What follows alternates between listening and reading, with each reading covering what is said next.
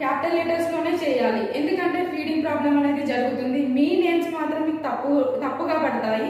Capital letters లో రాస్తే మీ feeding అనేది కరెక్ట్ చేయడం జరుగుతుంది. మీ నేమ్స్ కరెక్ట్ అనేటివి రావడం జరుగుతుంది.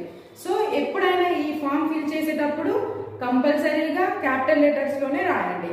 అండ్ ఇంకొక విషయం మీరు కంపల్సరీగా గుర్తుంచుకోవాలి. అదేంటంటే ఈ 9th 10th పాయింట్స్ ఉన్నాయి చూడండి. ఆ పాయింట్స్ మాత్రం ప్రతి ఒక్కరికి, మీరు ఎవరి ఎంప్లాయీ దగ్గరికి వెళ్ళినా లేదంటే గ్రూప్ మెంబర్ దగ్గరికి వెళ్ళినా, ఎవరి దగ్గరికి వెళ్ళినా కూడా ఈ 9th and 10th పాయింట్లు అనేవి చెప్పండి కంపల్సరీ. ఇప్పటి నుంచి, ఇన్ని రోజులు చెప్పలేదేమో కానీ ఇప్పటి నుంచి మాత్రం ఖచ్చితంగా చెప్పండి.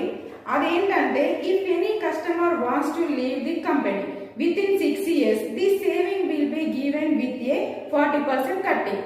ఈ కంపెనీలో జాయిన్ అయిన తర్వాత 6 సంవత్సరాల వరకు ఉండాలండి. ఇన్ కేస్ ఉండకపోతే మీరు కట్టిన అమౌంట్ కి 40%